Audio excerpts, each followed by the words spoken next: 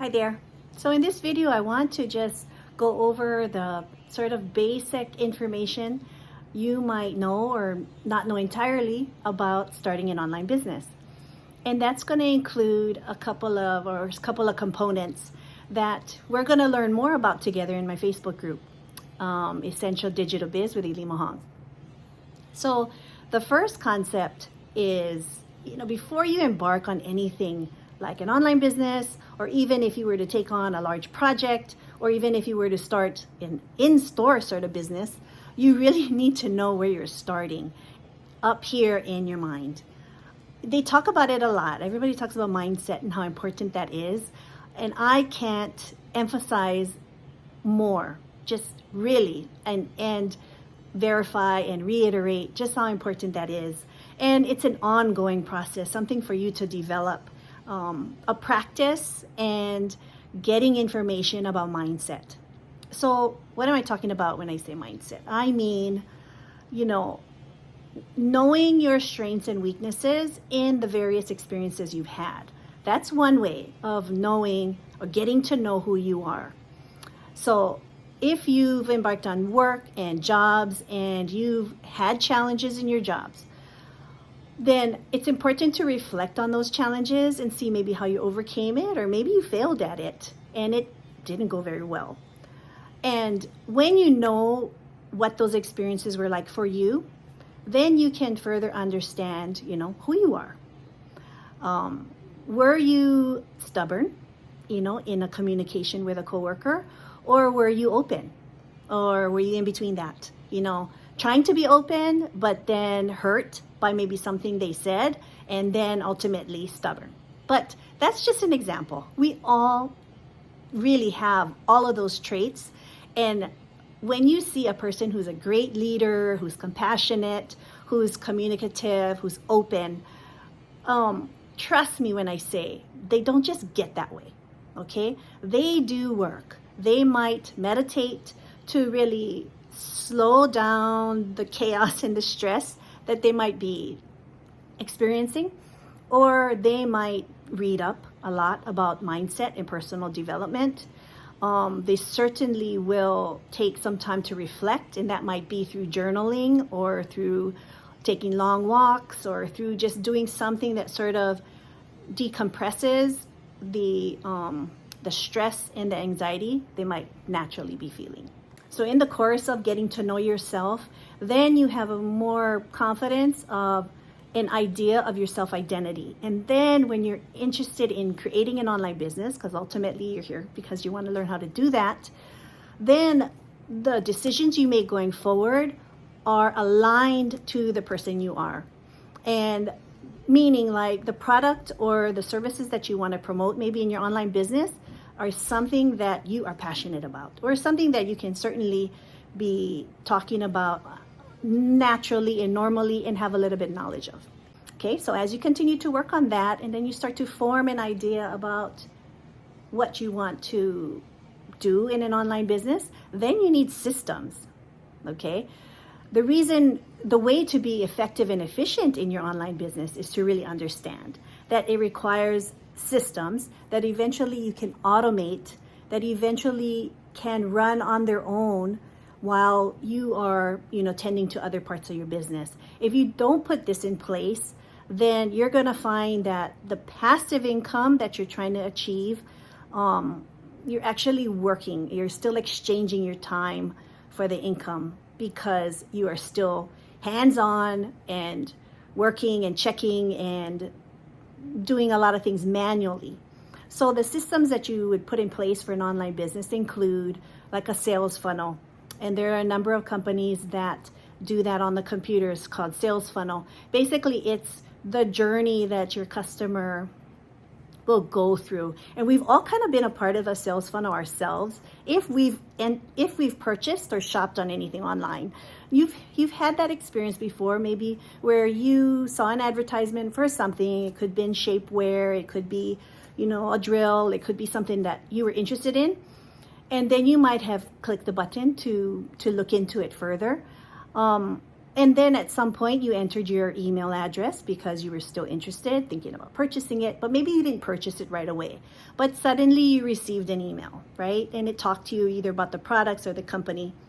You might also have gotten involved in a sales funnel yourself as a customer when you've liked a person in their writing, maybe in Medium or on other methods, maybe on Pinterest. So as soon as you gave them your email address, you were able to receive a newsletter. Now, maybe you purchased it on a monthly subscription, or maybe you just got it as a free lead. So we've all sort of been through that. So now in this online business that you might be considering, you're going to be the one who builds those sales funnels that are just critically necessary for an automated system to go smoothly. The next system that you would need is an email responder. So that's, as you recall, as a customer, those are the emails you started to receive when you purchased or you provided your email to a company or to a person who ultimately began to communicate with you further about the product or about their company or about the theme or about their message. So you noticed, or maybe you saw, you received 1 or 2 or 3 emails over a course of a couple days. So that's important too, to obtain a customer's email address so that you can have them on an email list that ultimately down the road, if you build a good rapport with them, engage, and they become to know, like, and trust you through that process, then they could be a repeat customer. After they buy one product from you, whether it's a product or a service, you may find down the road that you can retarget and you can possibly promote something else. In digital marketing, which is what an online business is also, you have to learn how to track the information that your customers are giving you. So the activity of the customer. So as they travel through your sales funnel, they enter their email address, or they view an ad of yours, or they have some sort of engaging activity with you, there are systems, or there's applications you can initiate. That's a computer application that can track the behavior of these customers. And to me, when I learned about that, I thought that was really like, phew, I don't know what to do with that. But when I learned through my training, just how critical that is. And you have a software that can do that for you. You can actually have a software identify these number of people who kind of go through your sales funnel, but they have different behaviors. Some of them proceed through the sales funnel. They may go right to the purchase and pick up your product and engage, and they go straight to the bottom of the funnel. But others along the way, they don't click right away. So they get in, they add their email address, but they don't quite proceed through the other steps. And a computer system, a tracking system, can actually help you identify who they are, and you can actually reach out to them in a very organized, systematic way and automated. So those are the 3 things you need as a system, and we will go over that in more detail in our Facebook group. So once you put these systems in place, you need to wonder, okay, well, how am I going to inform? How am I going to market this? How do I get this product that I'm so passionate and interested in promoting out there to others? There's 2 types of, I'm going to back up. That's called traffic. How do I drive traffic? Customers, an audience, people who are interested, right? How do I drive traffic? There's 2 ways. They're organized into 2 ways. One is organic traffic, and the other is through advertising, okay? So in organic traffic, it's sort of what you see here, where I've been on TikTok, Instagram, Facebook, and Pinterest. Organic traffic is basically free, right? You're on social media, you introducing yourself, you're sharing your story, you're engaging with others, and you're talking to them about ultimately what you're involved in and what your online business is, and ultimately lead them towards a group that you can promote your product.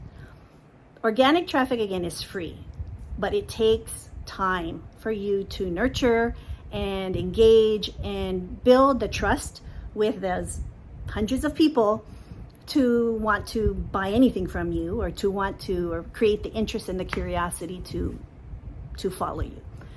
And the other type of traffic is through ads. So Facebook ads, solo ads, YouTube, you've seen it, we're all customers. on social media, we see, the ads that pop up. So both versions are critical to your business. If you hear, and I hear it often, that all you have to do is get onto social media and just put your videos out there, and eventually it just starts to grow. And it does happen to a few people, but the majority of people have to have a traffic plan, a plan of driving that information and informing others about that, versus just throwing it out there. You need to have a plan and a strategy, and that's what we learned together in my group as well. After you learn about traffic, then you can learn about what makes good content. What grabs the audience to have them be interested in you and ultimately your product. So what you can do is divide it into sort of a 3-part. Your video needs to have at least these 3 parts. The first is a hook, they call that, right? That's the first 5 seconds of the video that draws some sort of interest and sort of requires that person to stop scrolling, because that's what everybody's doing on social media, is just scrolling through. And when they stop at your message, the next thing is to have a story. So you're going to have something that you're sharing with them in very quick, informative, entertaining way. It could be about this kind of information. It could be about your day. It could be about mindset. It could be about sports activities, other videos, so anything, but it's a short section of your video that's sort of a story. And the last and critical part to any video is to have a call to action. A call to action is when you see at the end of a lot of people's videos, in the middle or at the end, a actionable step they're wanting you to do, like follow me or comment, or why don't you share with me in the comments, how you're going along in your journey, or share with me your recent experience. It's basically just telling the person who's watching, okay, what am I going to do next after I see what this person provided? They might also lead you to, to leave the app, which is, hey, follow me on Instagram, or if you like this or more content like this, then like my video and let's engage. So a bunch of different things can be a call to action. So those are the 3 things that you need in your videos. So finally, although there's a lot more steps after this, but I just tried to make a summary of the different things that would be important for you to know. So finally, once you understand how to create traffic and bring traffic to you to be interested in what you have to sell, then it's important to understand that the social media platforms own the videos that you create, okay? They own your account. And at any given time, and I've seen it happen, it hasn't happened to me yet, and I just hope. However, I understand that I don't own that engagement that I put out there on Instagram, TikTok, YouTube, Pinterest, and Facebook for that matter. But knowing that I'm at least creating traffic in these social media platforms, but I'm hoping that if I start to engage with them like I am here, I start to engage with them and they like, trust, and want to follow me, then I encourage them to join me in another platform that I have a little more ownership in, and that's like in a Facebook group. So the Facebook group I have, which you're entering, is called Essential Digital Biz with Elima Hong. And that Facebook group sort of pulls people together that are wanting somewhat the same thing, right? If you're in my group, you're wanting to learn, you're either a beginner or have started your journey, but you're just kind of still needing to put things together. And we all learn.